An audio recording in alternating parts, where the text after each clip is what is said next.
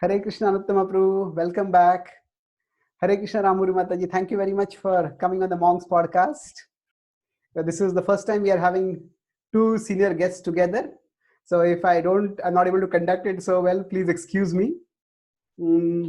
But thank you again for sparing your time and for coming today. Very happy to be here, and thanks for the return invitation. So our podcasts have been appreciated a lot. Several devotees. Yesterday I had a podcast, or today morning I had a podcast with Charu Prabhu from Utah, and he told me that he liked our podcast and he has put it on his channel also. So a lot of people are liking it. So thank you very much for coming again. Wonderful, thank you. So Mataji, thank you for coming. And generally in this podcast, we discuss the kind of issues that we might normally not discuss in normal ISKCON classes. These issues that are relevant for devotees, not so much for practicing bhakti, but as for engaging in the world, and of course engaging with a devotional way in the world. So now you bring to this discussion your distinctive experience and expertise in chaplaincy. So we could discuss something more about the intersection of the emotional and the spiritual in some areas of bhakti. But can you maybe tell us a little bit about your services? I know you distinguish yourself in chaplaincy, but the specifics, if you could tell how you started the service and what you are doing briefly. How I started the service? Well, I really started in 1999. You know, was living in Vrindavan, and I came back to the United States and needed to find a way to engage. I had been living in the ashram for 30 years, and so trying to figure out how can I do something to make a living and also, maintain my bhakti path, to find some work that really resonated with my religious practice, bhakti. So I went to seminary, I did all kinds of study, and finally ended up in Yuma, Arizona on the Mexican border doing a 1-year residency at the Yuma Regional Medical Center. And at that moment, while I was a resident there, I totally realized that what I had been practicing up until that now wasn't truly bhakti. I had totally missed the piece about being compassionate on human suffering, because I hadn't really seen so much suffering living in an ashram. It's very protected in a way, it's a very insulated and isolating kind of circumstance. And after 30 years of that, coming back out and working in an emergency room where you have every kind of suffering coming through that door, it became overwhelming, that, oh my goodness, this is what we are here to try and rehabilitate, So I had a lot of work that year on myself to come to terms with my own misunderstanding, or let's say neophyte or immature understanding of spiritual life at that moment. So that's where I started, and that took me to a seminary at Claremont School of Theology, and a professor who asked us a question in class, which was, where is the scariest place you can imagine having to provide pastoral care or compassionate care to? What population? And I didn't know what she was going to do with that, but I wrote down on my paper, children who are victims of burns. And so then we passed our paper in, and she said, okay, now the assignment is all of you, whatever you put on that paper, have to go to that place and sit and ponder what your theology has to offer comfort, in terms of comfort to these people. So I went to the Los Angeles Children's Shriners Burn Hospital.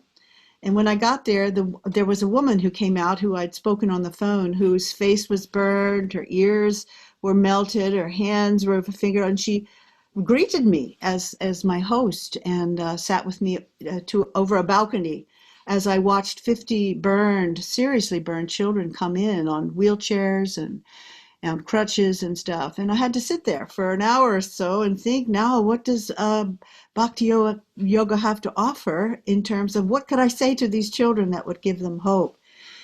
And, as I thought immediately, karma theory, gosh, what did you do and you're to deserve this? And it just was the wrong message. It's like, this is a victim blaming, this would not offer them comfort. So I sat with that a long time. And, I come to the conclusion that that's not what I would want to hear if I were them. So it began my search on what do you say to a suffering person that offers comfort? What can we offer as Krishna conscious persons to give hope and comfort when people are suffering? Well, that's that's where I moved into that profession, really. Amazing. That was quite an intense question. Actually, I'm thinking Yeah. about it now. Before I was introduced to Bhakti, I was a part of a social welfare organization where I would go to slums and I try to teach, have free tuition classes to the kids over there. So in a sense, I can say that I encountered more human suffering then than in my 20 years of monkhood life. So what you're saying is so true. Yeah. Yeah. Yeah. Yeah. So then since then you have been Yep. practicing chaplaincy or? Well, it was a journey because when I was in Yuma, I had a supervisor in chaplaincy. Our PhD is considered to be the educator. We don't have a PhD. You can get your PhD in pastoral counseling, but it's practical theology. It's not considered to be theoretical, but it's on the ground practical theology. And so your PhD is practical as well. So I was so inspired by my supervisor or educator who, by the way, his whole method of training chaplains was the same method that he used to train horses. He was a horse whisperer who worked for many years with a famous horse whisperer from Arcadia, California. And this whole very subtle connection he had with horses meant he didn't use any whips or ropes or anything, but just by inter-heart connecting relationships with the horses, he could command their respect enough for them to follow him. So he used that. And I grew up with horses, so I resonated with him that way. And he had such a incredibly powerful, empowering way of connecting with his students. I thought, what does he do actually? I was like, he's got all this education, but you don't find someone talking a lot.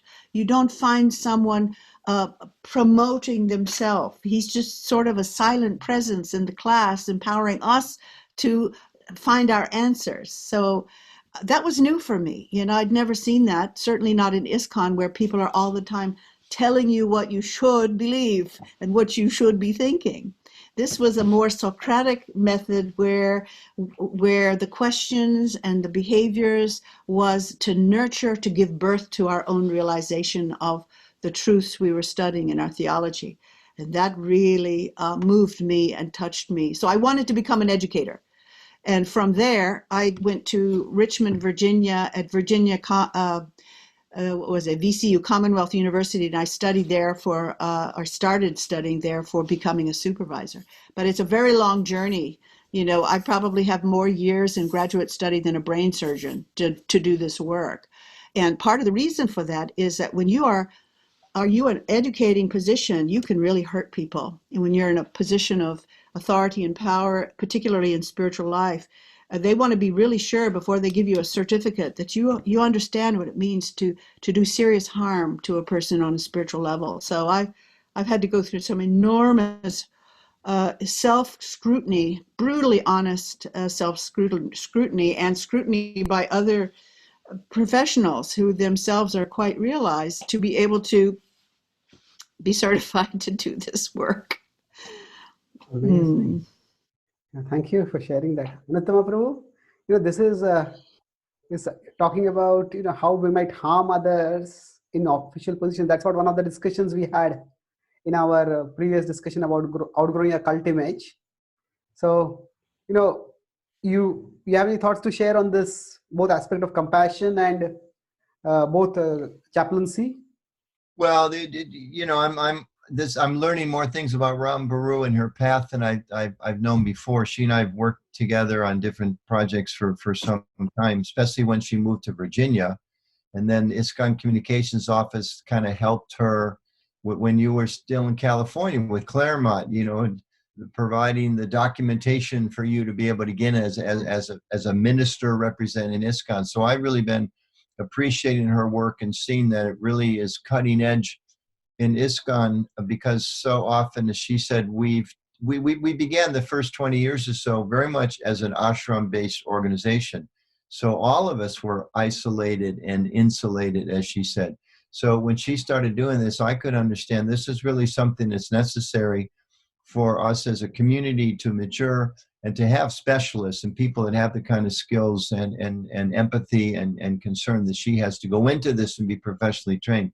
So I've really been appreciating what she's done for years. As she was speaking, I didn't know all of the stories. That one with your one professor sending you to the burn center, that's very, very moving story to hear that. Very moving story. Yeah, but I particularly took some notes when you mentioned we can harm people spiritually. You talked about how they have to be very, very careful and how we need to have self-scrutiny. I think this is also a really important message for our society, because we know this very much is the early years. And Prabhupada not only transported the theology and the culture and the creating of community, but he was creating a whole, international society for Krishna consciousness and hierarchies and institution. And he only had 11 years of actually being here once he started ISKCON. As he said, sometimes he created the structure, now we have to fill it in. So I think Rambhoru's work is an example of something where he showed us and taught us Lord Chaitanya's teaching about caring for others and compassion and respecting even an ant, what to speak of fellow human beings and people who are suffering. And we have to, as we mature individually as an organization, we have to be aware of those things and prioritize those in general as a culture, but then also certain individuals like Rambhoru and people that she's teaching to take this up. We need that expertise the same way we need experts on people that can dive into the Sanskrit of certain texts, like the Shastric Advisory Council. They advise the GBC. Not every GBC member is going to study Sanskrit, but we need somebody who knows that. So not everybody in our communities is going to know the kind of things that Rambhoru does, but some people need to. And I think this concept that she's reminded us here and in the work she does, we can have a lot of knowledge, but be really ignorant how to deliver that or share that with people in a way that's not harmful. And I think just if I can get, the classic example, one of them, unfortunately, many for ISKCON, is in the early years, we kind of picked up on the idea that ideally you should give everything to Krishna, you should be renounced, and if you can be a brahmachari, everybody, that's the best thing. And of course, that's always, in a sense, the ideal, to be so separated from material desires and all that. But it's not the reality where 99% of us are going to be. So if we just, if we teach principles of renunciation that aren't appropriate for people with families and children, it causes harm. We see that. We have marriages where men start thinking, oh, I just heard a class about how I shouldn't be too attached to my wife and my kids. They completely misinterpret that into thinking that I'm not supposed to be loving and caring and supportive and give my time, sacrifice my time for my family. So we have to read those things carefully, and we need maturity looking at those. And I just use this as one example, but when she mentions this, being careful to not harm people spiritually, that the wonderful English expression, fools rush in where angels dare not tread, which is that second one I wrote down, self-scrutiny. We need to be careful and always be asking ourselves, am I really in line with Prabhupada? Is this going to have the best effect? Whatever I'm doing and saying, is this having a positive effect upon the people I'm with? And being ready to go back and check with the scripture and check with others. And even in the case what she's doing, be open to talking with other people who may not be in our community, but who have expertise in certain things, and be willing to learn from them and take that on board as well. We can Krishnaize it and put it in a bhakti context, but we can't think that we know everything about everything because we don't know all the practical applications of how to live in the world. Last point, and then I'll listen to you two for a few minutes. Prabhupada said we should go and study certain things from the Catholic Church. Prabhupada said we should learn some things from Tirupati. and how they managed the Tirupati temple. So Prabhupada very much was aware of, take good examples and information from other sources, and that we change who we are, but we take that information on board. And I think that's what she's doing, and I think it's wonderful, and it's a very significant step forward for ISKCON. Thank you. I was trying to, we could say, articulate or come down on a subject that could build on what we have discussed till now. So, I was thinking, since you mentioned that topic of being with those children with the burns, and what you cannot tell them about karma at that time. So I thought that maybe we could have this discussion on something like how to reach a hurting world in a non-hurtful way. Sometimes the world is hurting and we speak in a way that ends up hurting people all the more. If I may confess, after I became a brahmachari, I was a typical hardline brahmachari. And then my father had eye surgery. So I was not ready to go home at all. Then the temple president told me, you have to go, just go there and come back in one day. But when I went there, my father was still in the mood of getting me back home. So at that time, instead of like being somewhat supportive of him, I at that time ended up having an argument with him why I'm going to be a brahmachari. And my other relatives were actually disgusted with me. They said, talk about this afterward. And many years later, when I look back, I feel embarrassed. I apologized to my father afterwards. And he, of course, is very kind. He forgave me. But when he's on a hospital bed, I realized how stupid I was. But I was thinking I was doing the right thing. I am practicing bhakti and I'm transcendental. And I'm not exactly I'm transcendental, but I'm on the transcendental path. So I've been guilty of this myself. But how did you address that issue? Or did you speak to those children, or what did you do at that time? No, I did not speak to those children, but I went back, in my journey, eventually, I was in a hospital again with people who were suffering. And one thing I understood was that what people need to hear, no matter where they are, whether they're in the Hare Krishna movement or whether they're suffering in a hospital or in a prison or whatever, is that they are unconditionally loved by the Supreme Being, the source of life, or the God of their understanding, whatever you call God, Allah, Jehovah, Buddha, Christ, doesn't matter. They need to know, and what's healing is that I'm loved unconditionally. It's not about earning somebody's love. This human race is absolutely filled with shame.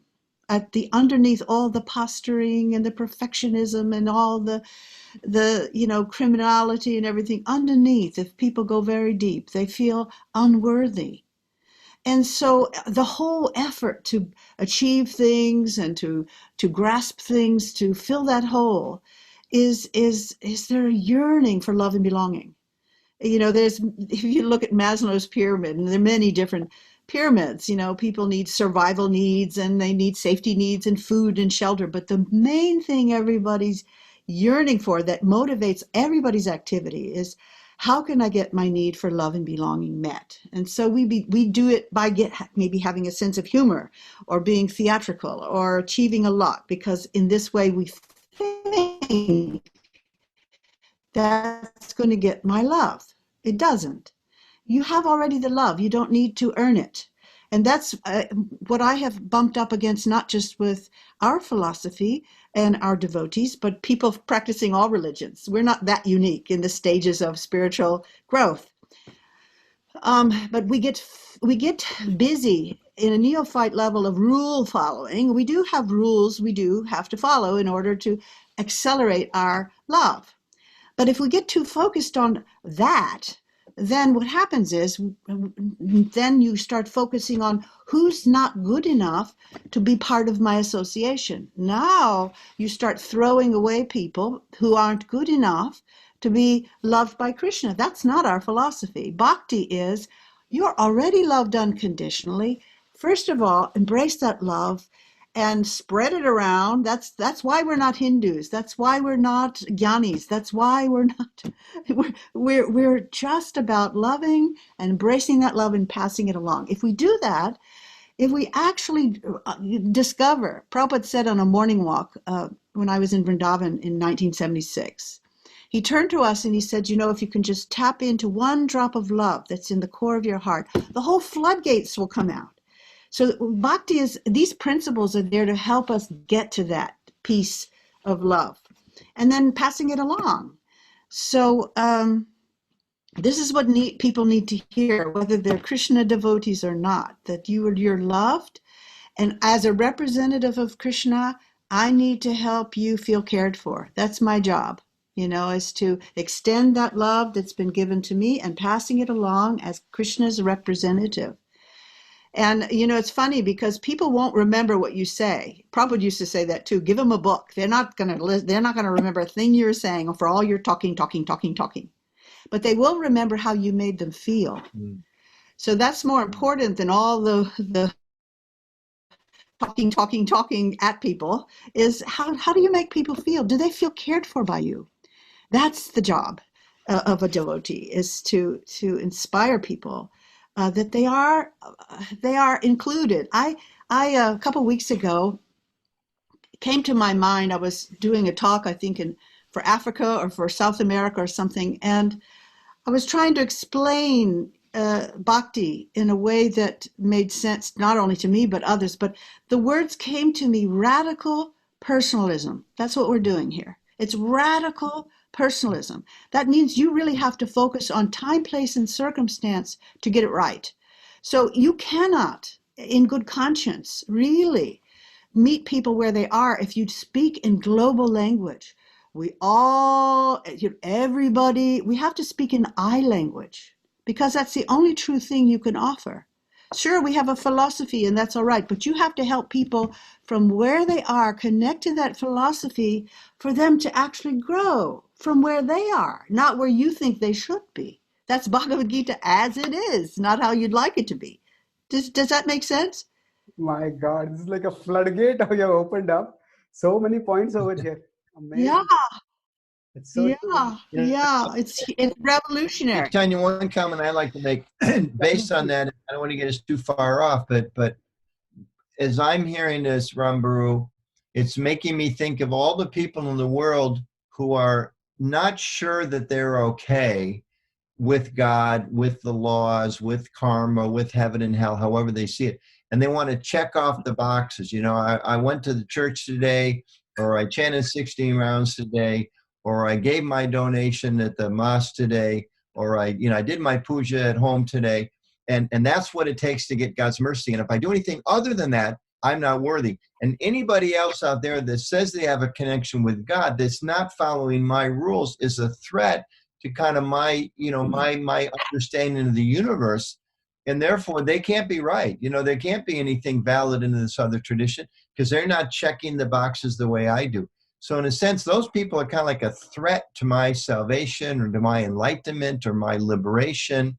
And therefore, it just it adds to this conflict between people. It's like, well, they can't be right because they don't follow the same set of rules that I do. And I have to be very focused and a little bit closed-minded on following these rules. Because as you said, it's not about transformation and really touching into this love and connecting with God.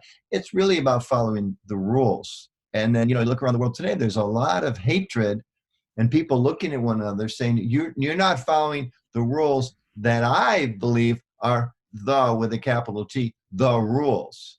And therefore you're them and you're lower, and it enters into politics and religious conflict and ethnic conflict. And it really, so this very, very deep spiritual level you're talking about, when not understood, manifests as the kind of tensions and conflict and violence and warfare and racism and class consciousness and all these things that we see eating up the whole world today. And we're not supposed to be that. That's the ultimate message. We have to be careful we're not part of it and start thinking, well, because of my rules, because I've got a more beautiful picture of God than you have, therefore I'm special and you're not. Those types of things are so dangerous. Yeah. Well, in all fairness to people's stages of life, what you've described is considered to be conventional religiosity, and it's a stage in spiritual development, just like Kanishta is a stage. We just have to know what it is, when we see it in ourselves and others. Most people get stuck there in all religions, and not just Hare Krishna, but Prabhupada used to talk about that. You can, if you're not all the time making progress towards, the all-embracing love that we are understanding is to be Krishna, then you're stuck. You can get stuck there. So it's really always good to be questioning, our views and asking ourselves what informs that judgment that we have or projection of other people.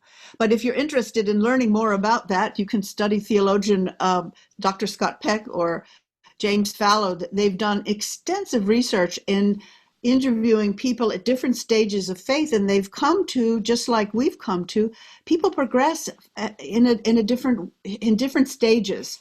And of course, the topmost stage is what we see in Srila Prabhupada, that all-embracing figure who understands everything's in God and God is in everything. I mean, that's just a realization they have, and we're not there yet. So true. Yeah.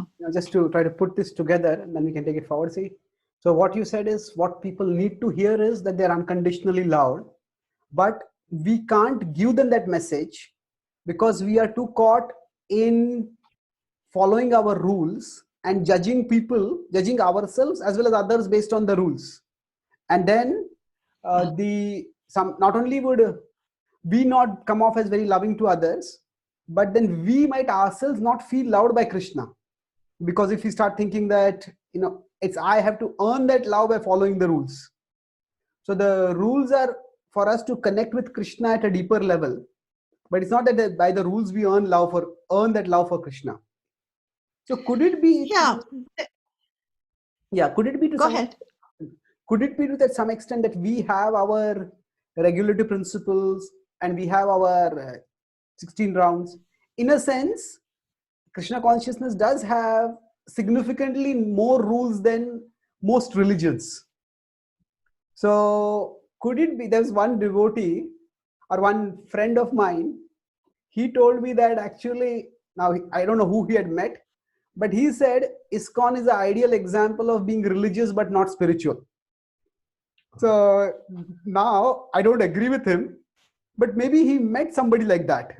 Definitely we are religious and spiritual.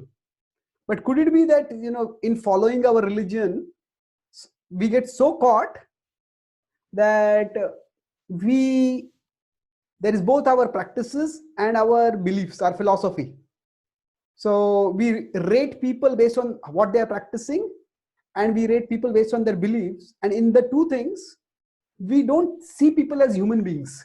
We don't see people as, we just get caught in that perspective. Any thoughts on this? Well, spiritual versus religiosity. The goal, you've got to keep focused on the goal. Prabhupada was very clear. What is the goal of all this? To always remember Krishna and never forget Krishna. And by the way, in Eastern Orthodox Christianity, that's the goal too. And that's pray without ceasing. That's the whole point, is that, when Prabhupada came to the West, he told us to chant 64 rounds, which was Bhaktisiddhanta's standard. And we couldn't do that. We couldn't do it. So he said, okay, so now you can chant 32 rounds.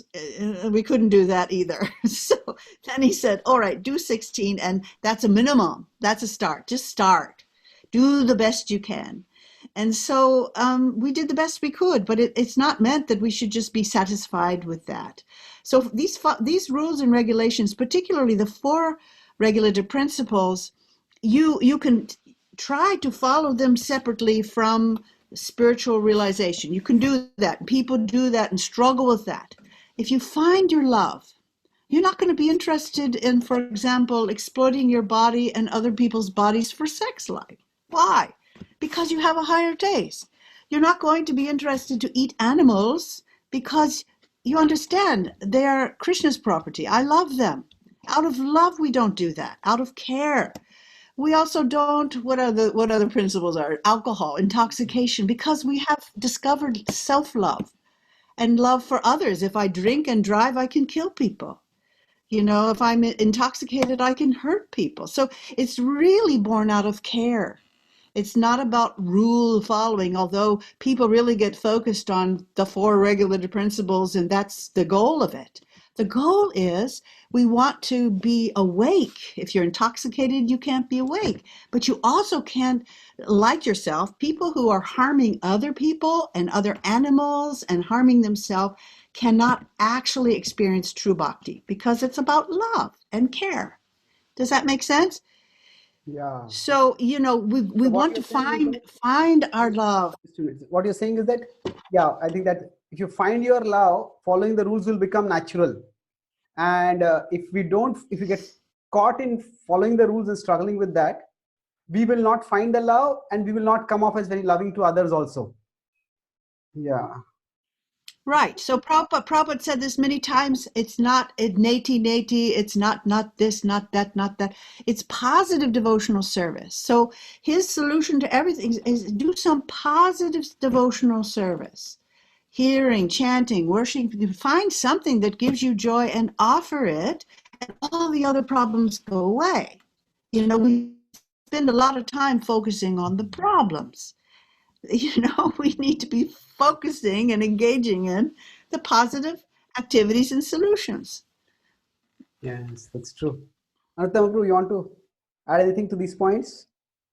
Well, just so many wonderful things she's saying. I like this point you made a minute ago about we follow our principles, and of course we know we're sadhakas, and we follow because that's the way we get purified. And we don't want to misinterpret and say, well, I don't feel the love, so I think I'll go smoke a cigarette.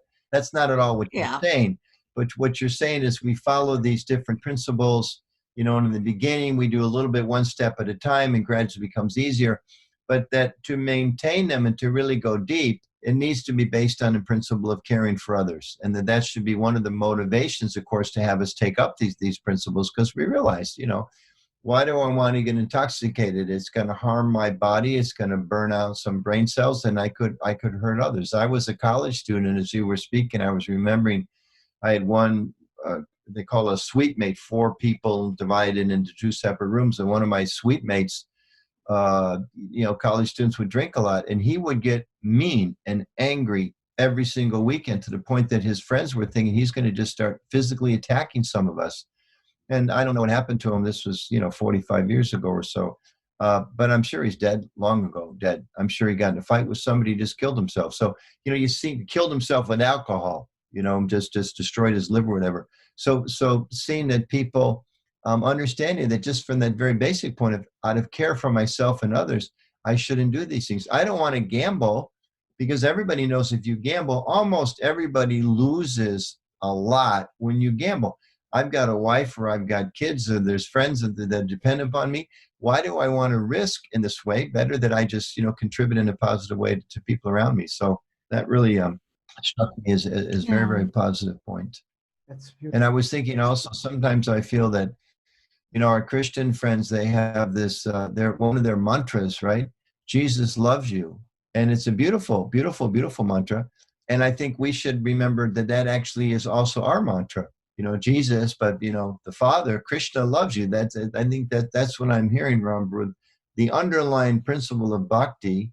And I think all of us recognize, I certainly do, there's something lacking in my heart. I feel some sense of, I've got one of my favorite quotes I've got on my wall over here. Prabhupada says, when we chant Hare Krishna, we overcome our feelings of insufficiency. And we know from this very deep theological perspective that insufficiency is because we're not connected with the supreme whole. We're this tiny part, we're not connected.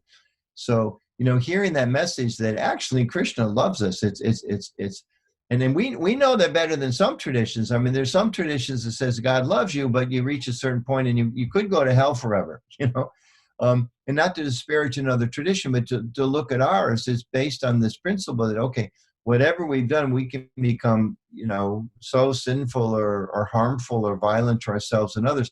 Krishna never leaves us in the heart. He gives us again and again, creates whole universes and the whole universal time. We can't even imagine that, even a whole universe, and we can still be in a rebellious mood. And he just creates another universe to give us another chance to come back to him. So, I mean, the sense of how much, how forgiving, how loving, how caring, unconditional love And I think sometimes it's interesting. Another thing is sinking in. We talk about unconditional love, and our love needs to become unconditional to become perfect and all that. We forget that actually Krishna is the source of unconditional love towards us. It's already there. We're just asked to kind of catch up with where Krishna is and where we naturally are. So these are really, really beautiful and important points. And I don't think we talk about these enough. And I don't think we teach these enough. Another insight I want to lift up is that Prabhupada explained how the whole of ISKCON was created for us to engage in these 6 loving exchanges, 2 of which are revealing the mind in confidence and hearing a person reveal their mind in confidence. And I have heard several senior devotees sit on the Vyasasana explain that in a way that is totally foreign to me, knowing what I know about revealing the mind in confidence. And part of my starting this Karuna Care education. In a foreign way, What? what do you mean by that? Or how do you think it could be done? By revealing the heart? Can you explain that? Well, I'm explaining. Oh, yeah. I'm explaining. Yeah. The thing that is missing and why people don't do it is because people don't have a safe place to do it with people who they can trust. Our experience, if we reveal our heart, is tomorrow it's on Facebook, or now it's a gossiping and telling everybody about your problem if you reach out to someone. So no one does, and they're sitting with their despair and their grief and their loneliness and holding that together because they don't know where to go. And because there's no safe place to talk about these things, people then react out. If you notice, the canary in the coal mine in a community is when you have a lot of backbiting and gossiping and judging other people. That's simply a symptom of a person who has not grieved about their own shortcomings. They haven't, so we're projecting it on other people, but it's underneath that judgment is really our inability to sit with our shortcomings and beat our breast and lament or grieve that we didn't live up to our values, which may be the values of our spiritual master. That's where it comes from. So we have a lot of that going on in our movement and in other movements because there's no place to actually talk about my struggle in spiritual life. And it is a struggle. If you're really doing this work of becoming Krishna conscious, it's hard work. It takes sustained, hard effort to get there, to clear those 10 offenses, to weed out those anartas, which I believe are unresolved traumas and wounds that we are all the time not wanting to look at. And so we're projecting out on other people, and now they're the one who have the problem that I can't see in myself. So, Karuna Care education is to train people who can actually catch stories without judging, without telling everybody their story, without advising. We love to teach and advise people. As soon as someone tells us something, we're going to tell them how to fix it. That's not what we do here. And it doesn't help. It disempowers the other person, and it disempowers ourselves to give them some cognitive solution when actually they need heart connection. That's what this Karuna Care education is about. I see in our movement, since I've been doing this, like listening to people, there is a lot of loneliness in our movement. It's a sad, sad thing, In fact, I met a brahmachari who joined us in Ireland, 30, 40 years ago, and suddenly left. After 10, 15 years, he left. We didn't know where he went. And then suddenly he resurfaces after 15 years in Vrindavan. I was living in Vrindavan. It's like, there he is with a wife and now two little toddlers. I was like, what happened? What happened to you? He said to me, I joined the Hare Krishna movement because I was sad and I was lonely. And I left because I was sad and I was lonely. What of that? What do you make of that? And since I've been talking to people or listening to people here in the last year, here in the West, it's been uncanny, the kinds of torture people are undergoing in relationships that are are unresolved, or traumas that have never been spoken about, that they carry around with them, and they suffer lives of silent desperation. It is just unbelievable. And you may say this, you may say, oh, well, they're not chanting the Hare Krishna mantra enough. That's the solution. No. The person I talked to yesterday is chanting 64 rounds every day, fully in Mayapur, living in the seat of the Holy Dham. And when Bhakti Charo Maharaj died, we had a little grief session. I did a processing with devotees in Chicago, and people were saying, everybody's telling me, just chant more and read, just forget about it. And they would say, well, but I'm doing that, and it's not helping. It's not helping. So what do you make of that? So how do you explain that? Because sorry, it's your role to ask the questions, but I'm curious because devotees will feel, I tried so many things in the quote material world, and maybe even I studied psychology, or maybe even I'm a counselor, or I got married because I thought I loved my spouse, or I had kids because I thought that would be, or I volunteered for so I came to Christian consciousness because I had this more perfect understanding of love. But now you're telling me that maybe it's not there. So how do you reconcile those two things, Rambhoru? Well, because you're deeply committed to Prabhupada and ISKCON and the Vaishnava process, but then you're reminding us of things that maybe we left behind. Okay. So if you, as a devotee, you have a broken leg, say you have a broken leg or a broken arm, you can chant for the rest of your life. It's not going to repair that leg or arm. You got to go get it, put a cast around it and do that. So, same thing with our emotions. If you have a broken heart, you have to address and heal and resolve that on an emotional level. So yeah, it might be, and we've seen in our movement who we've had leaders and sannyasis and people who might have been very, very sophisticated in their spirituality, and intellectual ability to chant mantra and quote scripture and all of that. And then suddenly they're gone. They run off with money and women or something. What happened there? Well, they're still emotionally children. They're emotionally immature. They haven't done that deep work. And we call this in behavioral sciences that applies to all religions, spiritual bypassing, is that you use spirituality to avoid confronting and naming and owning your feelings. In fact, you don't even feel them because you're so dissociated from your emotions. And if any religion is about emotions, it's bhakti yoga. Really, when you think of the deep prayers and emotion we see exhibited in relationships in the Chaitanya Charitamrita, you can't tell me that emotions don't belong in the bhakti process. It's so about mood and rasa and taste.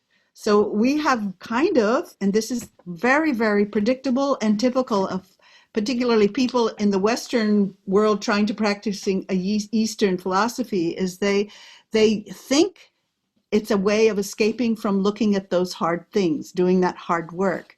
In fact, in my work, I've seen lots of folks who have been substance abusers, like they're addicted to alcohol, like bikers and stuff. And then they go to Alcoholics Anonymous, which has a very effective program. But one of the most important things is they need to appeal to their higher power, the God of their understanding, to have the strength to overcome. But then God becomes their new drug. And, God, it's a lot of God talk and not accepting responsibility for things that happen to them. And we have lots of magical thinking in the Hare Krishna movement, where I know people, astrology and, all kinds of things people are drawing from, but at bottom line, it's you that has the freedom to choose. Prabhupada was not into this notion of, well, by chance this happened, or by accident. No. Knowingly or unknowingly, you have made choices that have brought you to where you are right now. The consequence of the life you've created for yourself right now, you have chosen. Maybe you were ignorant when you made those choices. So, I'm just saying that we need to, first of all, be more honest with ourselves and really get to know what is an emotion. People don't even know. If you say, what are you feeling right now? I'm going to test you now, Chaitanya Charan. Tell me, what are you feeling right now? Give me an emotion. Delighted and disoriented. Those are not emotions. Tell me an emotion. How is delighted not an emotion? There's six. Those are flavors of emotions. There's six emotions. There's sad, mad or anger, glad, afraid, surprise, and disgust. And all other emotions are different variations of that. So we need to get real clear about what we feel. If we're feeling uncomfortable, we need to know, well, I'm noticing I'm feeling angry. What's underneath that? What's that about? You know, often we will say, oh, it's that person who's made me angry. But no, that's not what it's about. What in us is being activated? What about that experience is activating this anger? It's really about my history. Something that's happened to me, or maybe this person reminds me of Uncle Fred, and I always hated Uncle Fred, or I was abused by Uncle Fred. He used to beat me, or, I don't know what else, but often it's our projection onto others instead of going back and being curious about what is this feeling about? Why should I be feeling angry right now? Or for a person who's actually experienced a terrible loss, there might be a whole mixed emotions. When you're grieving, you're going to have anger, and you're going to be sad, and you're going to be frightened, and all kinds of things, because it's a disorienting dilemma. Chaitanya, But people don't. Can I ask a question, Rambhoru? Huh? Yeah. I'm asking our interviewer if I can ask the question, because I'm hearing some people may have a doubt. I remember taking my experiments in Buddhism, and it's there in our philosophy. The mind, so many things come and go, and you have to focus on Krishna or focus on the mantra and just, watch the thoughts, just let them go. So someone may be thinking, okay, well, there's anger coming up. In fact, I think this sometimes, okay, there's anger coming up. So I just have to dissociate may be a wrong word because it probably has a lot of connotations for professionals, but in a sense, just detach myself from that. That's not me. I'm the spirit soul. I just have to let it go. And sometimes if I dwell on it, okay, well, why am I feeling anger? Or why am I feeling bitter? This, that. The dwelling on it itself, right, while contemplating the object of the senses, one develops attachment to them. So if I think too much about these emotions, I'm kind of clinging and making it worse. So it seems that what I'm hearing you say in part is you have to be very, very conscious of all these things and kind of work through them. I'm hoping to get a chance to talk about that later, what you mean by hard work. But it seems that's a little contrary to what at least I'm understanding. Some people may understand about being detached from the mind and the body. So can you explain that a little bit? I mean, you're senior to me, you've been devotee for almost 50 years. So you're obviously blending what you know with Christian theology, but someone may be hearing that and not understanding it exactly as you intend it to be. Well, yeah, true. But looking at feelings as information and being curious about it. It could be, gosh, I slept too much last night and I'm in the mode of ignorance. I need to take a walk. I mean, it may be that simple. It could also have something to do with unprocessed trauma or grief that you haven't looked at that needs to be just explored without attachment. That okay, there are possibilities. There's all kinds of possibilities, and I think it's fair game to be curious and just explore and be okay, they're coming through, and I take have a cup of milk and a piece of toast, I'll feel fine. But to know yourself well enough to know if there's a pattern. Of a pattern happening again and again, that this particular person shows up and I find myself withdrawing or hiding, or I feel sick in my stomach. There may be some information that there's some unconscious things that need to be looked at that you aren't looking at. And why that's important is that when we carry around with us unprocessed grief or trauma, the body and will try to get you to look at it by creating a physical circumstance where you have no choice but to look at it face to face. And I've had experience of that in my own life where I hurt my back. My granddaughter twisted me in the ocean, and I was on my back for 2 months in a wheelchair, and was working a lot, director of a big program, and 80-hour work week, just crazy stuff. And now I'm on my back and I'm in so much pain I have to crawl to the bathroom, and I can't sleep because there's no way I can move that is not painful. So I'm laying there for days and days and days, and finally I realized, okay, Prabhupada, what are you trying to get through to me that you have had to incapacitate me, so I'm going to pay attention now because I've been so busy ignoring whatever it is you're trying to communicate to me that now I'm on my back and I have to listen because I can't sleep and I can't move. And so for several days, I had to do an enormous, deep investigation and opening to listen to what Prabhupada was trying to tell me. And out of the deep, and this sounds real woo-woo, I know, but I had three instructions coming that I took as Prabhupada speaking directly to me. You know, you read about that kind of stuff and you think, yeah, but it was so clear that I started to move in that direction and change my life to being here right now. You know, one of them is you have to teach Bhagavad Gita. Secondly, you need to sing kirtan with your heart. Third, you need to write. So I started immediately, you know, called up the guy in LA who's organizing the Gita, started doing that. And then I started to sing with the heart. And my life has changed since I stopped working so much. Now I'm part-time and it's opened up this. So Krishna is all the time trying to communicate to us and we don't listen because we are not submissive listeners. Krishna can't get our attention.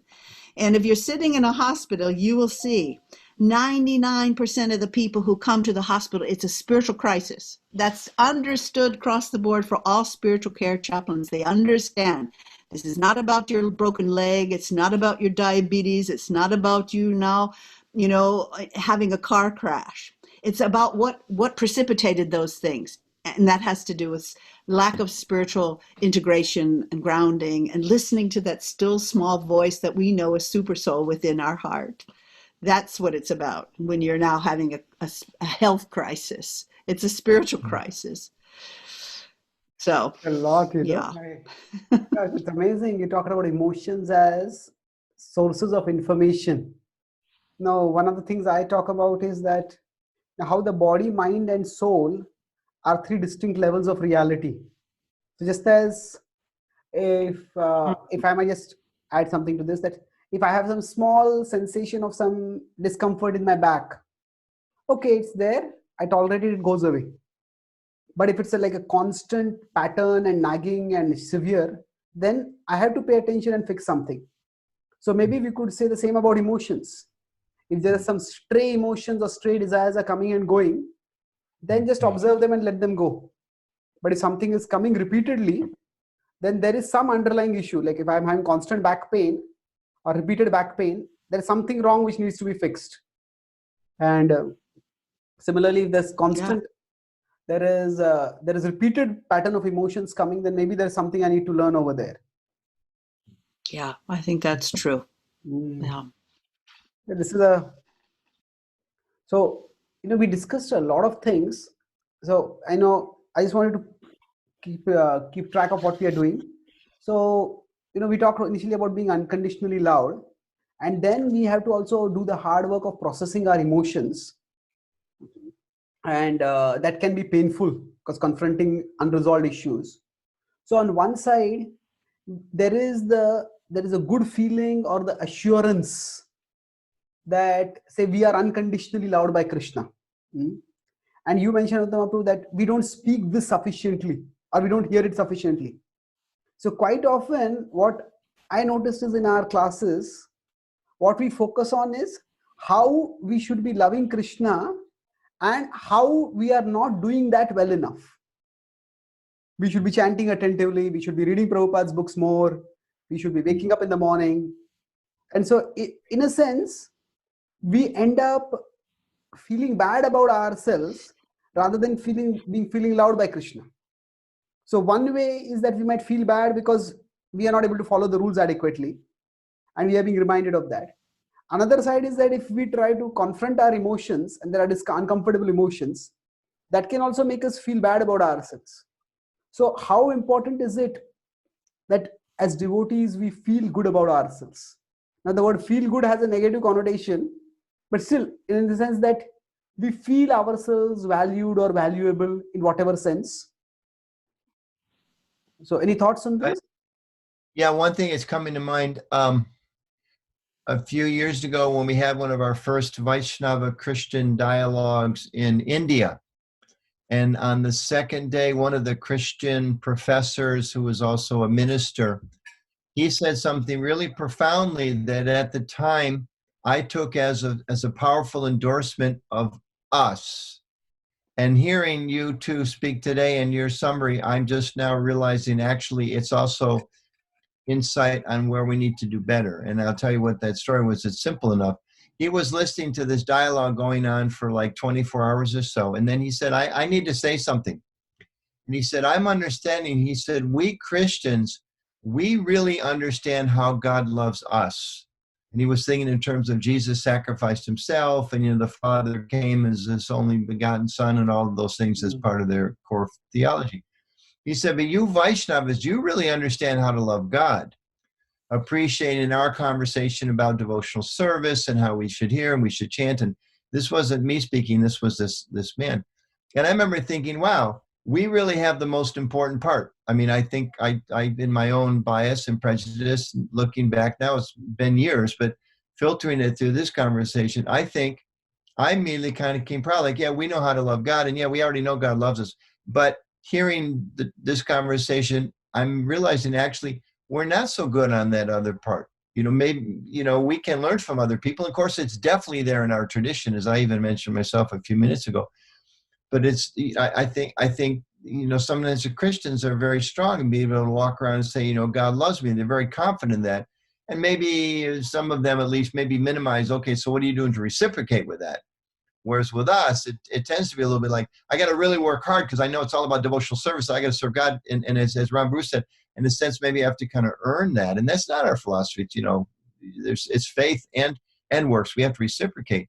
But I think that this is very refreshing for me to hear that really is, in a sense, 50% of the formula.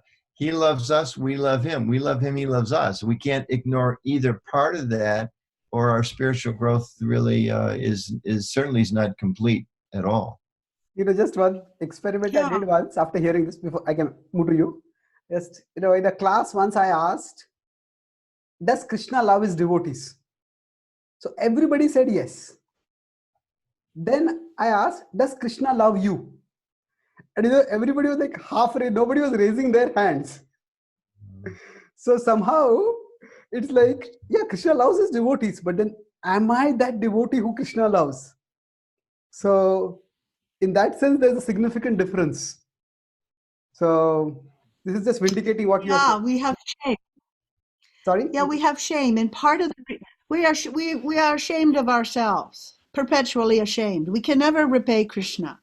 And so it's like this unreachable goal that we try to say thank you by our service. We can never reach it. And we can never realize our relationship with Krishna unless Krishna allows us in, the grace. And we can't earn it, but through surrendering process and humility and honesty and also serving the devotees, we can please Krishna. We can't go directly to Krishna. We have to go through the Vaishnava Sangha. And therefore, I believe, and this is where I enter the conversation as a chaplain educator, is that we need to learn what bhakti looks like and feels like. So far, people are great at describing it, and we do that all day in our classes. We're describing bhakti, but we don't know really what it means to love. We use that word a whole lot. What does love mean? What does it look like? Well, you can draw from people who've studied it, because we're not the only people who have thought about this thing. What does love look like?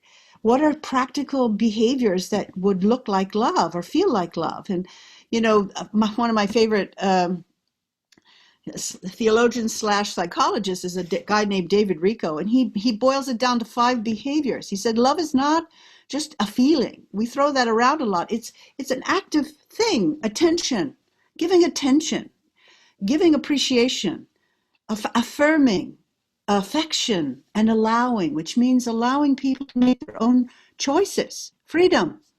Even Krishna at the end of Bhagavad Gita, he gives you the freedom to choose him or not, to be in love with you or not. And so as Vaishnava, we're all part of Krishna's body. In fact, part of why I'm doing this work is I had a dream in the 90s where Prabhupada said, I won't tell the whole story, but basically he's just he's just asking me, can you ask your husband if you can take care of my personal body? And I woke up wondering what that meant, and of course discovered he was talking about ISKCON as my personal body, and gives the example of the sons who are massaging and brutalizing the father because they're fighting. And so that has perpetuated me into a quest to realize that, we're all Prabhupada's body as the Sangha of ISKCON. And so we need to be giving each other these 5 A's, if I may say, attention, allowing, appreciation, affirmation, so if I can name them. Attention, like to focus, you listen when people are talking, to focus on each other, to offer each other appreciation, affirmation, Action.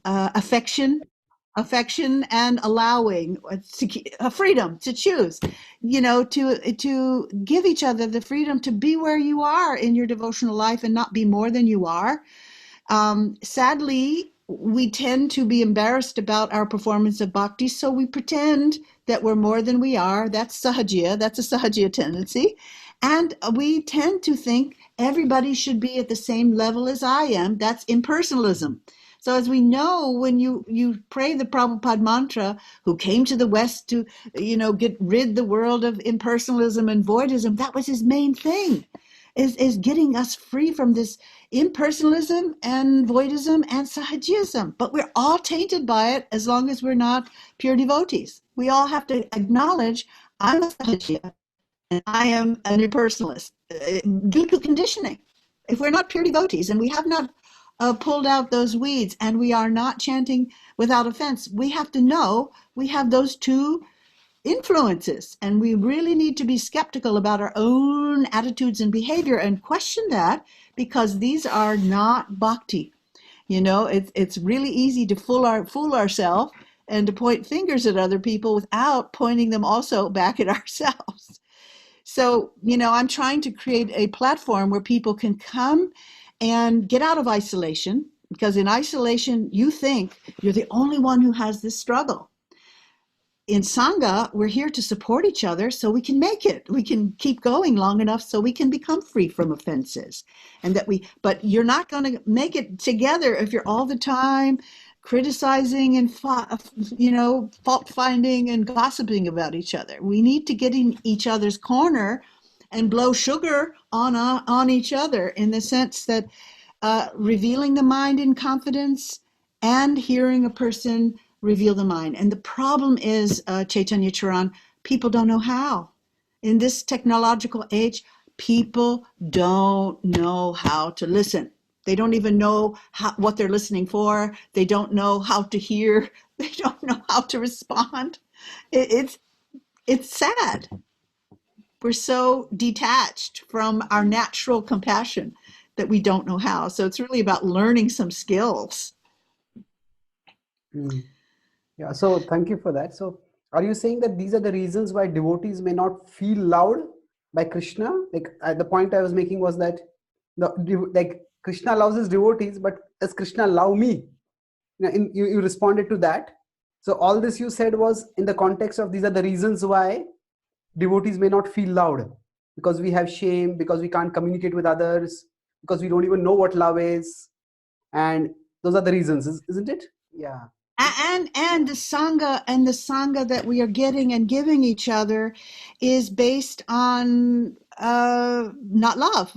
It's really based on judging and rule following and measuring each other by our own standards and all of that. And what we need in our journey is a lot of people affirming us, encouraging us, supporting us. We're not going to make it. If you're thinking 30, 40 years of trying to chant and get that taste, you're not going to make it that long. You're going to bail as soon as you feel so discouraged and alone. You might as well go to some other religion, because the Hare Krishnas, they say, Krishna loves you, but we hate your guts. That's a message sometimes in Christianity, is that, oh, Jesus loves you, but we really don't like you at all, unless this condition, that condition, that condition. That's not unconditional love.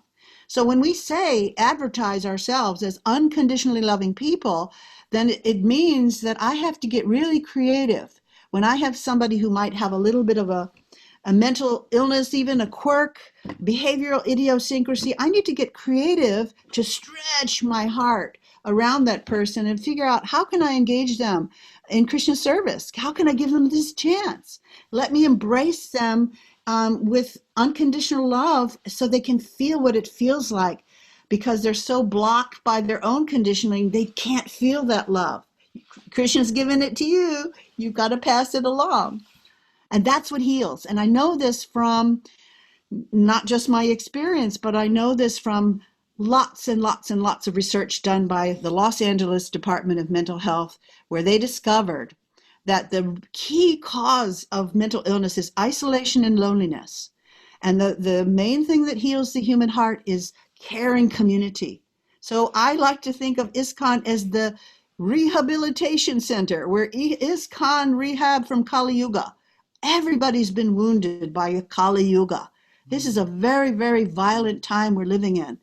I mean, just think, Kali Yuga, Kali, the personality of Kali is everywhere. So there's practically nobody who's not been hurt, wounded, confused by this energy that's pervasive. So if we really do want to serve humanity, we've got to be the healing force for broken people, lots of them, and everybody's broken. Amazing. Antabru, you want to add something? I'm just thinking this is another one of those places where you ponder for a moment, Chaitanya Charan, and summarize a lot of what we've heard. You're so expert at that. Oh, I mean, you want to end it, or we have some time? I mean, you're asking me to No, not at all, not at all. But okay, then let me ask you a question.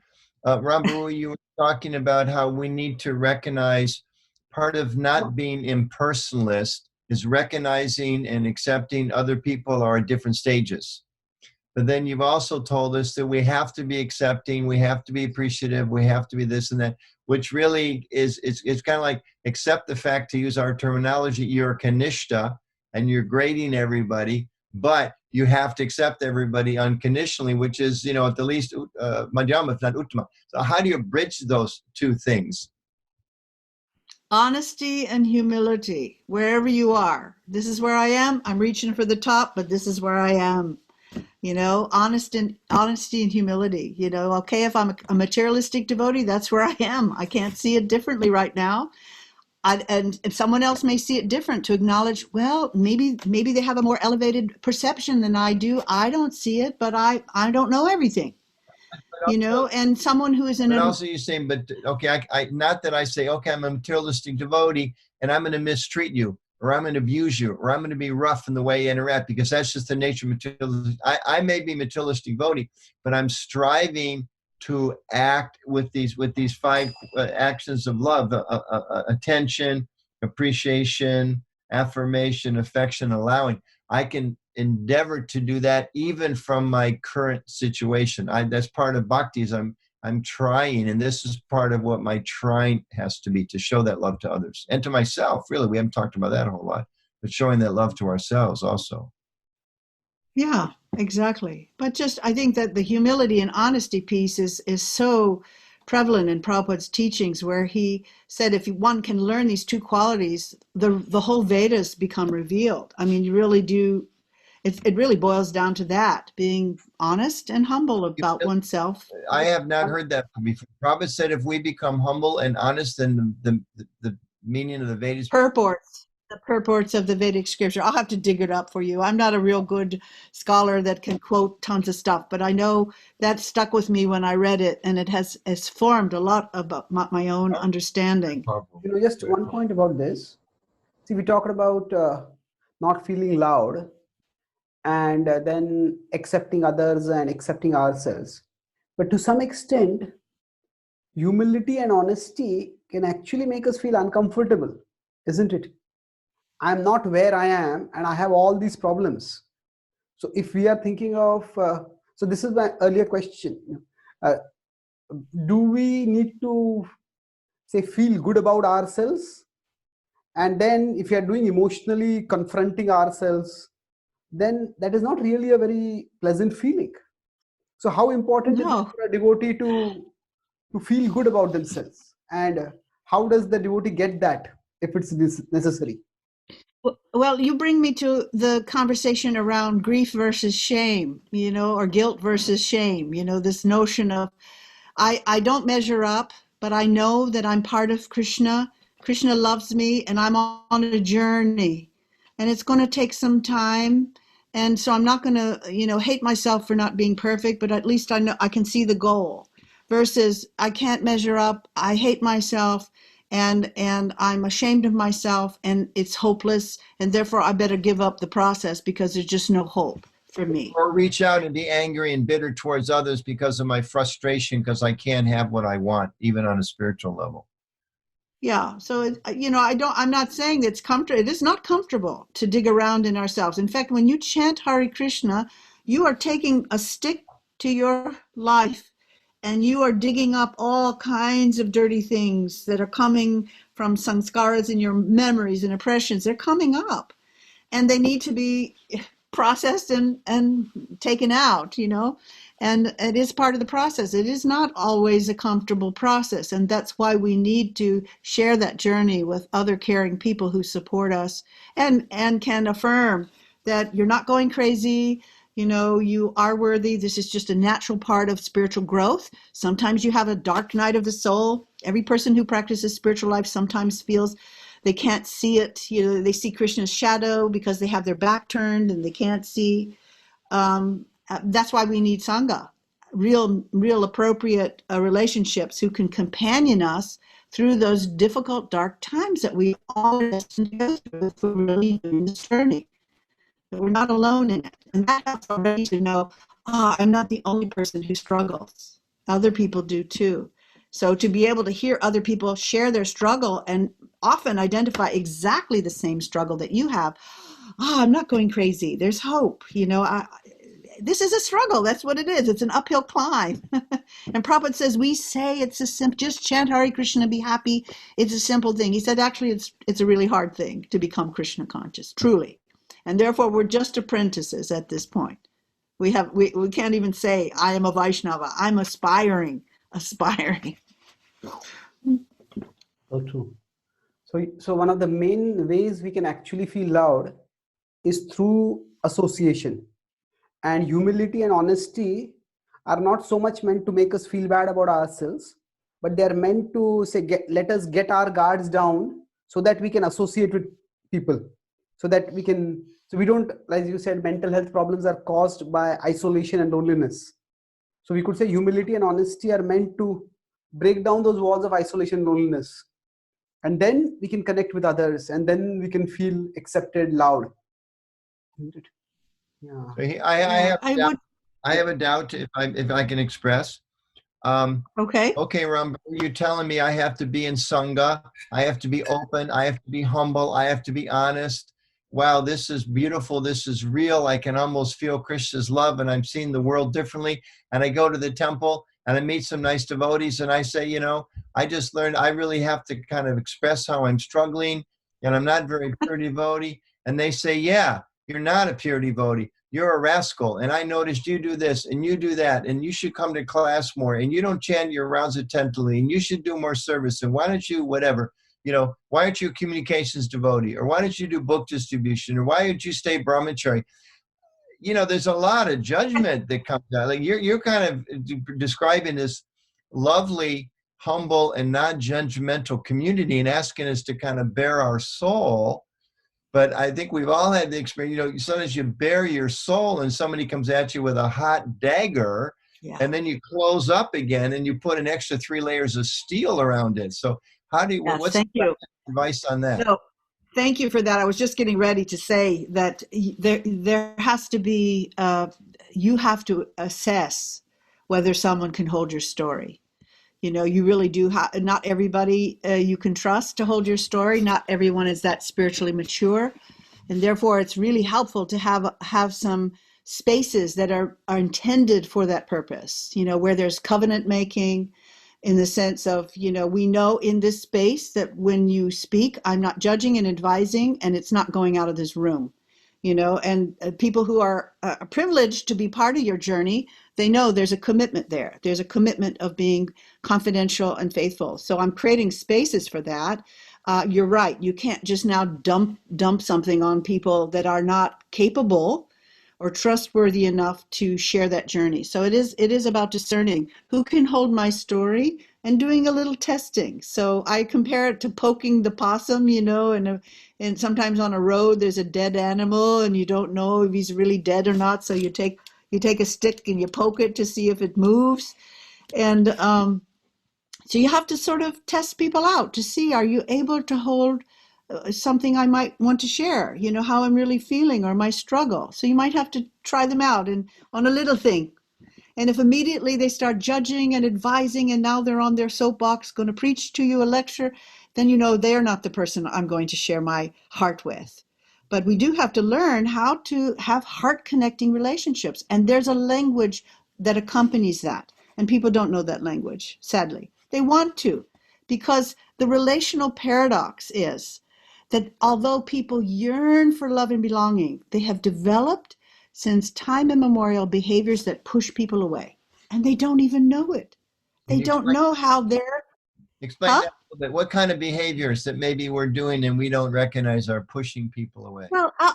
Well, just like what I said, compassion. We may think that I'm being compassionate by now downloading the whole Srimad Bhagavatam to respond to your grief. Like someone, my loved one, my husband or wife has died, or my child has died, and now I'm going to tell you the story of King Chitraketu, whose child comes back to life, and he says, who is my mother? Who is my father?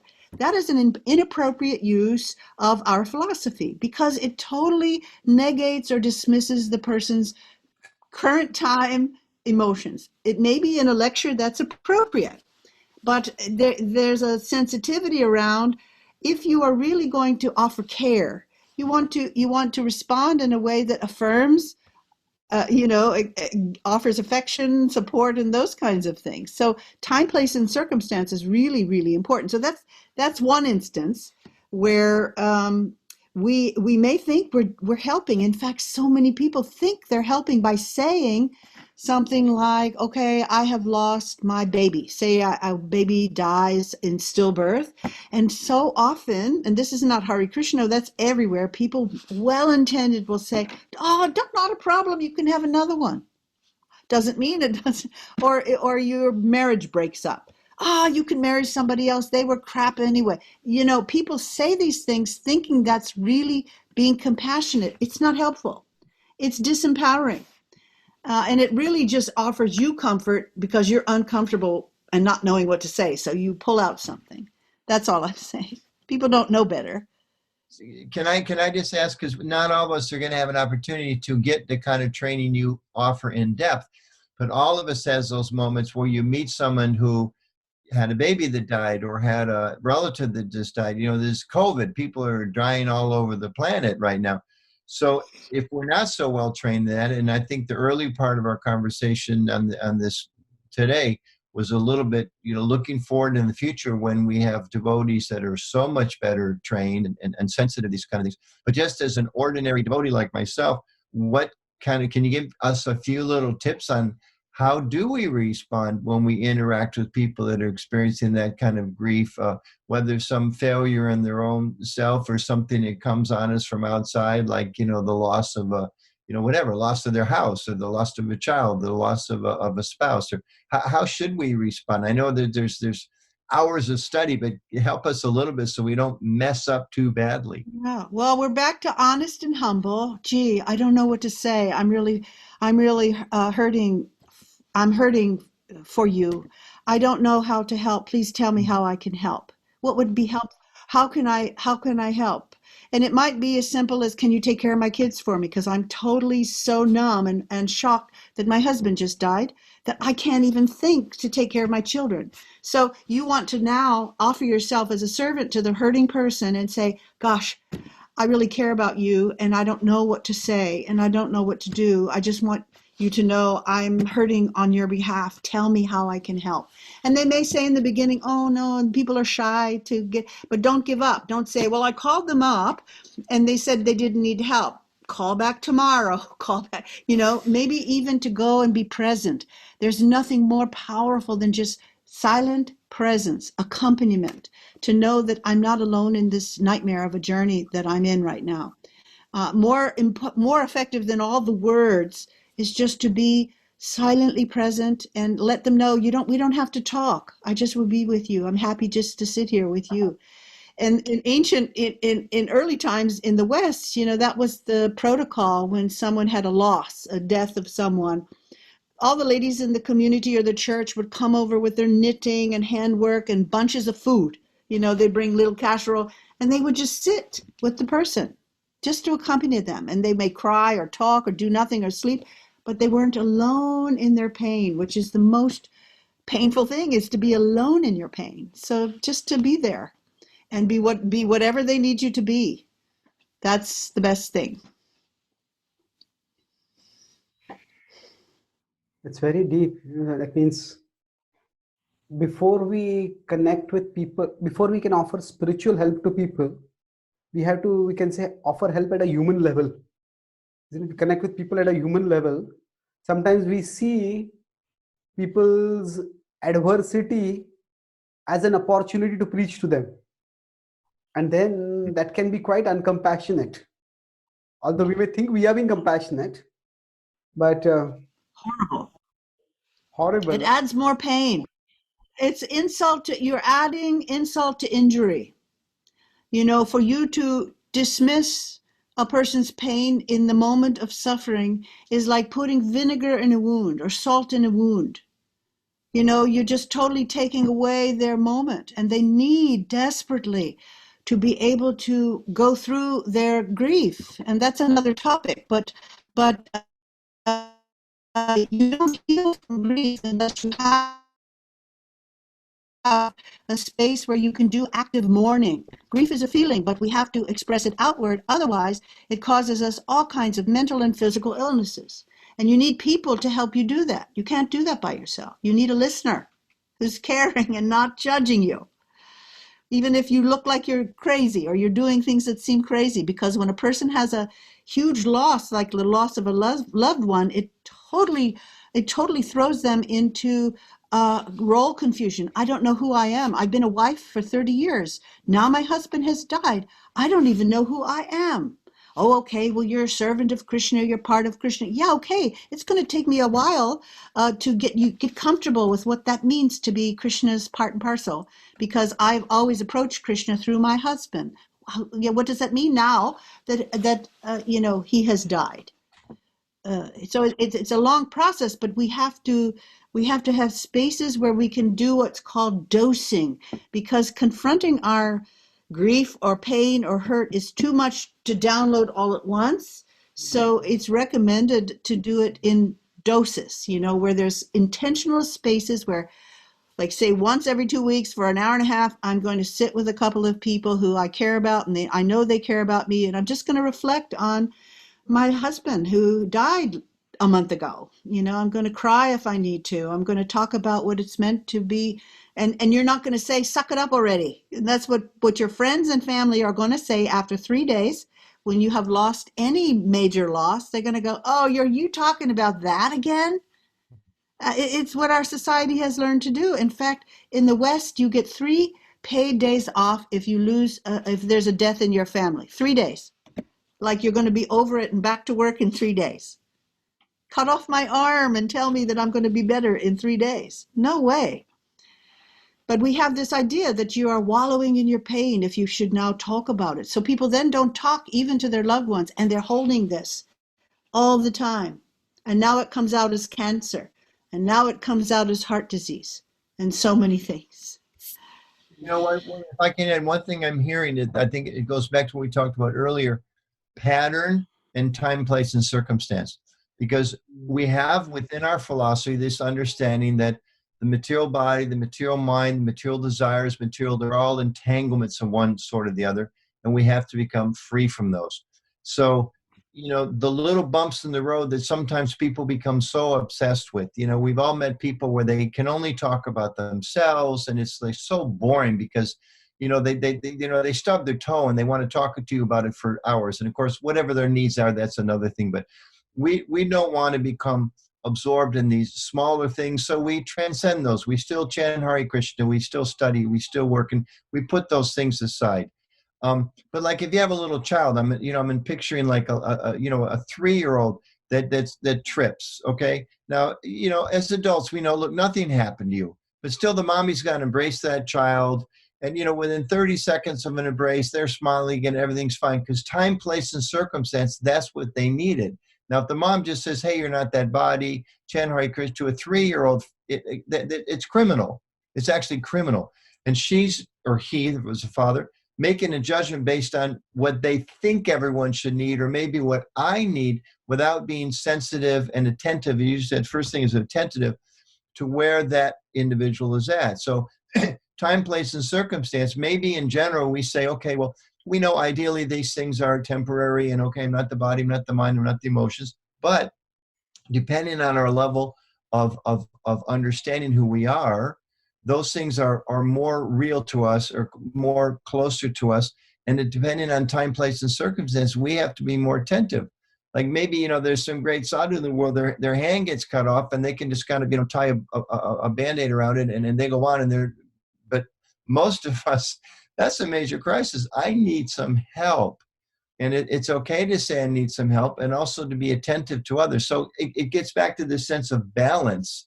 We have to balance between, I think, our movement. I know like in the ISKCON leadership course, we talk about leaders, you have to balance work, your service and your spiritual care and your responsibilities for your body and for your family. You have to balance all those things. So in the same way, balancing our emotional needs.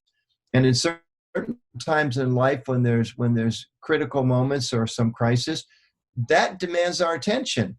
The same way at certain times, if your devotee is a businessman and you're going to work 5 days a week, but your business starts crashing, maybe you don't go to the temple for a few weeks because you've got to be there in the office 14 hours a day or else it's a crisis.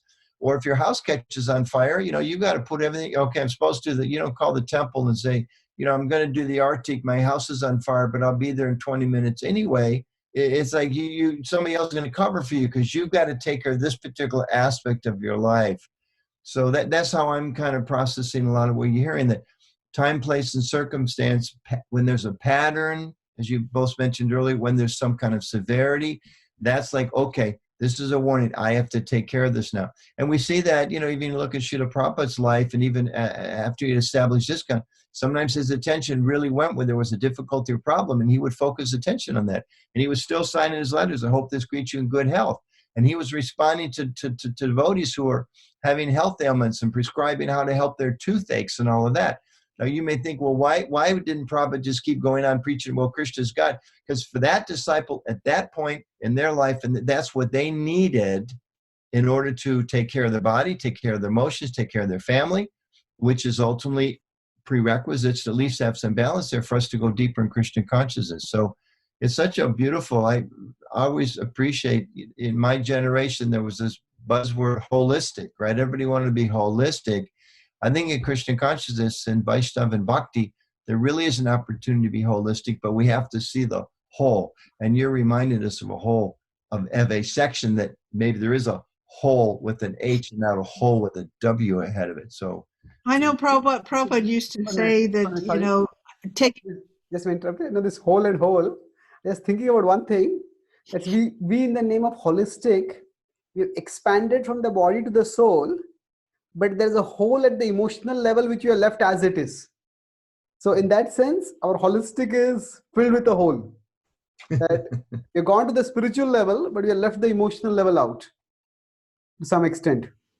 Yes, please. Sorry. Well, I was just commenting that Prabhupada used to say that more important than chanting is taking care of your health. Because if you lose your health, you can't chant. And I would say that's true of mental health as well, that sometimes people are just so overwhelmed, they can't chant. So it needs to be addressed, and we need to help each other. We need to help each other reflect and process what's going on in order to overcome or to get healthy again if we are maybe lost in negative thinking or abusive thinking or whatever it is, depression or so much. There's so much depression in our society, which to me, a canary in the coal mine. I'm thinking just like good parents, they're assuring, I mean, if they're devotees, they're assuring that there's spiritual opportunity for their children and educational opportunity for their children, and there's health for their children, and there's recreation for the children. The children get clothing, and the children get care and affection. It's a whole package. So I'm thinking that as leaders, in one sense, and elders, the same way like parents have to do the same thing with their kids, it's critical in our communities, in our little sanghas, to also be concerned about these different aspects. I mean, we may have a temple that's got great, my discipline, great relationships with the media and the police and the local scholars and interfaith, but are the devotees being cared for in all these aspects? So we may have a temple, we're selling lots of books, that's great, but are devotees being cared for in this holistic way? So as leaders, we have to also, just like parents, okay, my kids are really smart in school, but if they're emotionally not taken care of, that the long term, it's a disaster for those children. So it's make sure academics are there, but also the love and the care and the affection and the emotional support. So you're bringing, Rambhoru, a whole nother aspect of what we need to develop, what we need to be aware of and sensitive to and care for within our communities, without abandoning the other things. You're not saying don't do those other things. Not get rid of the rules to show love, but balance all that, understanding, as you said, what the rules are for. The rules are really to come out of a sense of care. So one thing I've noticed, just this 2 semesters I've done this year have been like a pilot program for me to see how do I bring what I've learned in a professional environment with devotees. How much can they do, digest, and relate to? And I'm on my almost middle of my second semester. And what I've noticed, and a real symptom in the profession of a person who is having a relational connection, is zest. This word zest is kind of an odd word, but it means that there's a sense of enthusiasm, energy, and a desire to have more of it. And so you can talk to any of my students right now. I mean, they're just so excited. They look forward to being in class. I mean, they have developed relationships with each other. They're talking to each other. They're supporting each other internationally. I mean, I've got someone in Russia. I've got someone in South Africa and in Australia.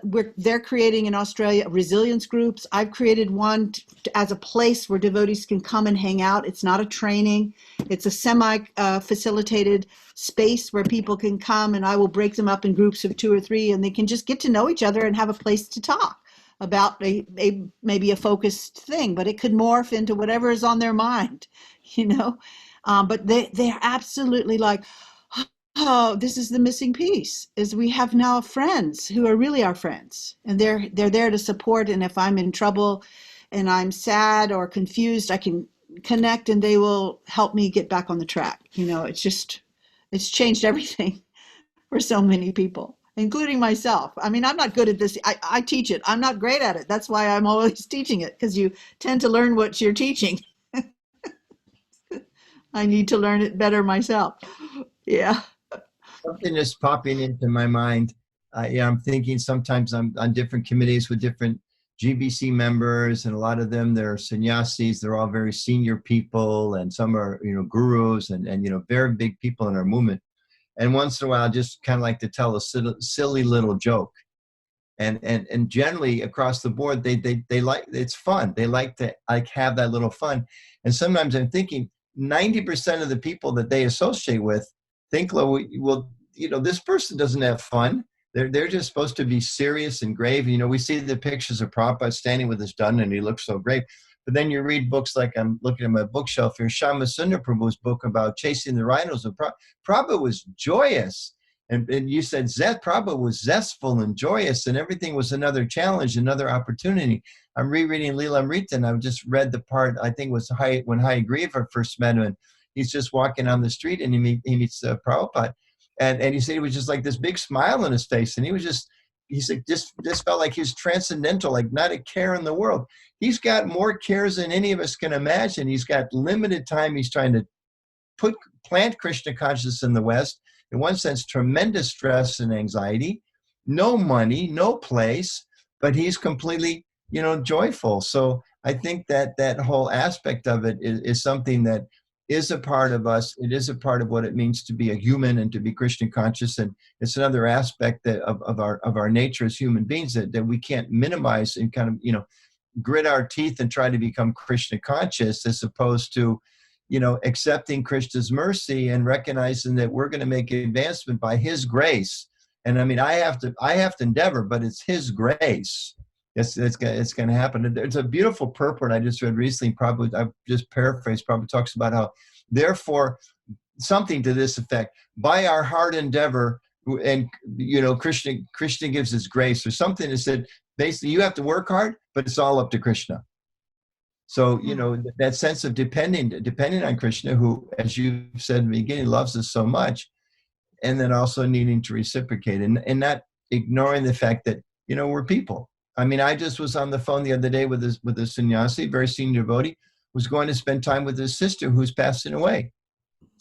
And I was just so relieved to hear that, because I was thinking, you know, 20, 30 years ago, my godbrothers who were sannyasis would have maybe thought that the appropriate thing is, I can't do that, I'm a sannyasi.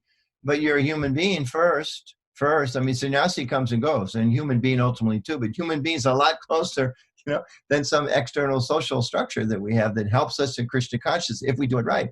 And I was really glad to hear that, you know, he felt that's part of his duty, you know, really as a Vaishnava first and a sannyasi second, and as a human being and a brother, to go and be with his sister in her time of need. And of course, try to give her Krishna consciousness to the extent he can, but mostly, as you said, to be with her.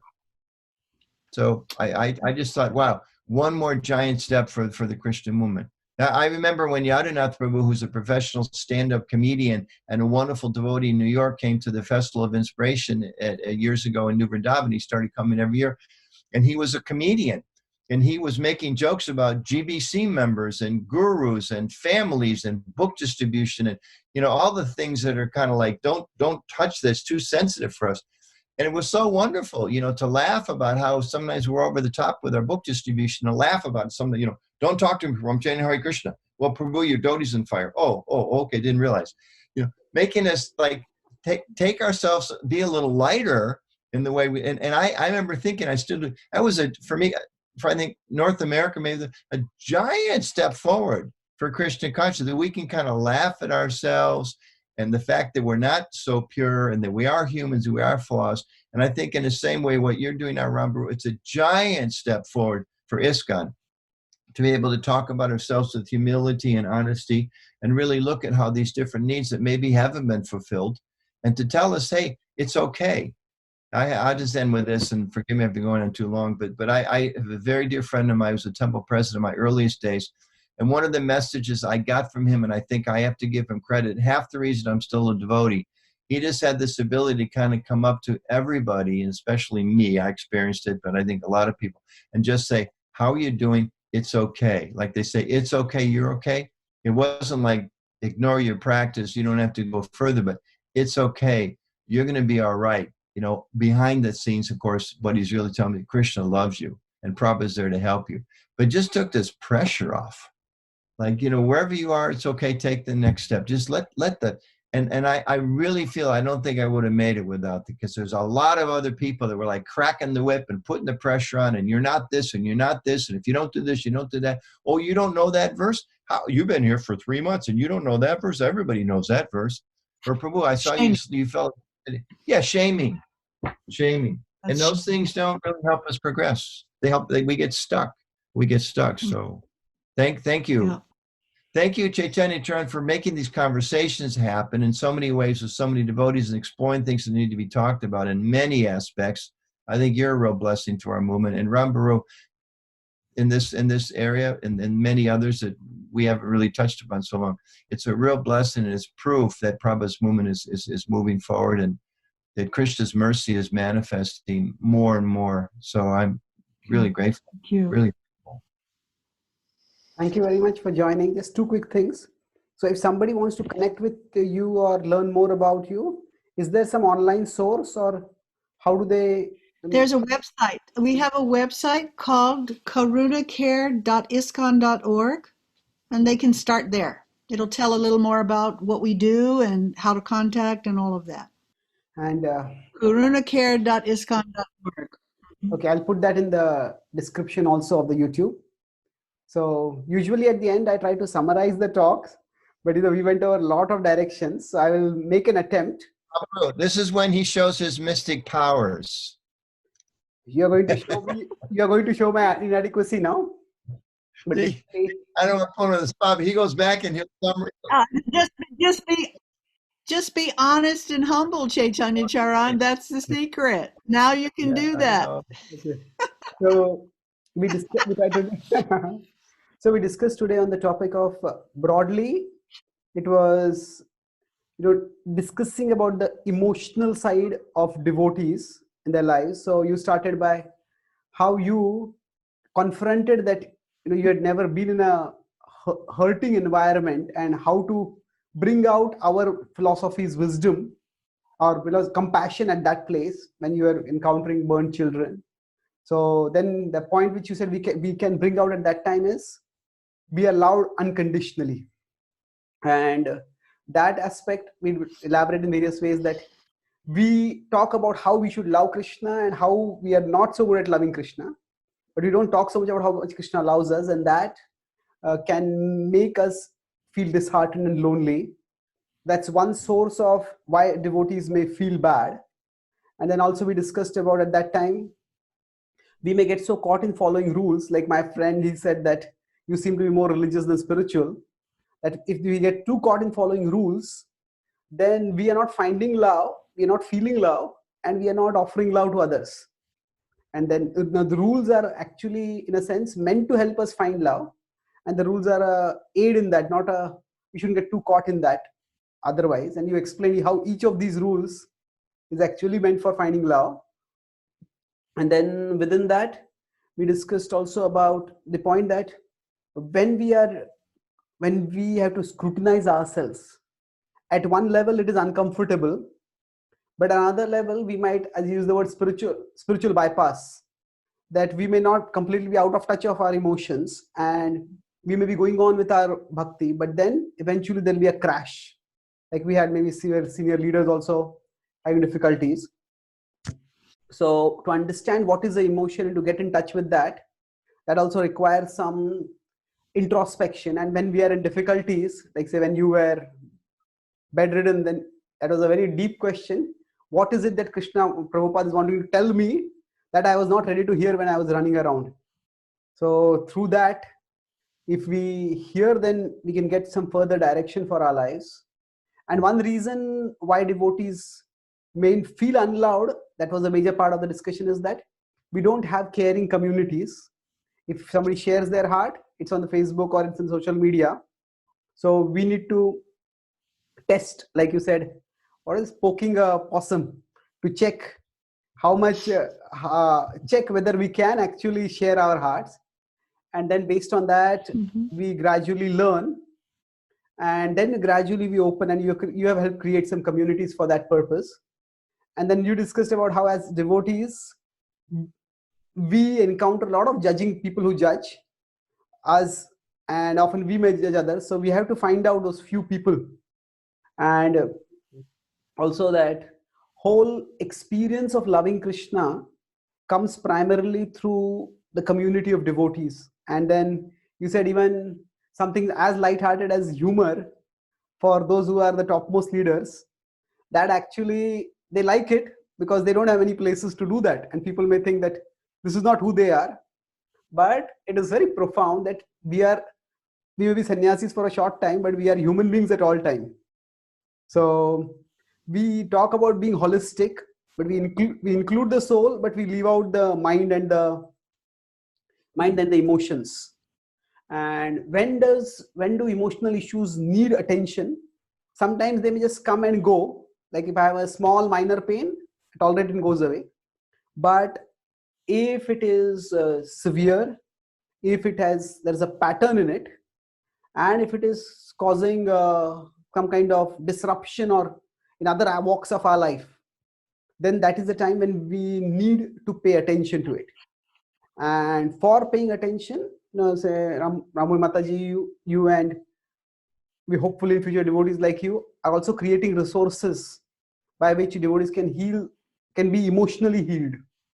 And these are three distinct levels: physical, emotional, and spiritual. So we can't just chant Hare Krishna and wish away emotional problems. In fact, we may dismiss people's pain when they are in pain, it's like adding insult to injury. So we need to be at least available as human beings. Even if we are silent and available, that can help them in healing. And then gradually we can connect with each other and connect with people at a deeper level. So these are a few points. I think we spoke a lot more, but I just tried to speak a few. You did a good job. Thank you. You did a very good job. Oh my gosh, what a memory. Yeah, that's his mystic powers. It's wonderful. It's wonderful. And he's not taking notes or anything. He just remembers it. He remembers. But one little thing she mentioned, because I know you love this, like you caught the poking the possum little thing. In the very beginning, she used a term that you don't hear too much on there. It's beautiful. Radical personalism. Yes, that's so true. Yeah.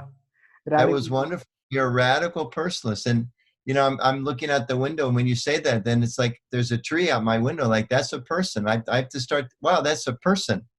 That's a person. There's a whole woods full of persons standing out there. And it's not just about me, the enjoyer of the woods. Those are persons out there. When I was going to school, you know, I was by myself a lot and I didn't have anybody to talk to. So I would go in the forest and talk to those trees if I needed to reveal my mind, because I knew Krishna was in their heart too. And they never gave me any criticism. So it was wonderful. Non-judgmental trees. Amazing. You know, one thing struck me when you mentioned that Prabhupada came to remove impersonalism. So often we think of that as defeating the ideology of impersonalism, but it can also apply to like ending impersonal behavior. But sometimes in the name of defeating impersonalist ideology, we may end up reinforcing impersonal behavior. That's very profound. I think that's a Back to Godhead article, Chaitanya Charan Prabhu. Yes, bro. Actually, I don't know. I got so many ideas for articles through this talk, and I hope that we can have this Sangha more in future. And there's so many issues we could discuss. Thank you both for sparing your time and sharing your wisdom so generously. Thank you, Rambhoru Mataji, for coming for the first time. And thank you, Anuttama Prabhu, for coming again and for facilitating this three-way association. Thank you. It's very nourishing for me to be in this conversation with the two of you. So thank you so much.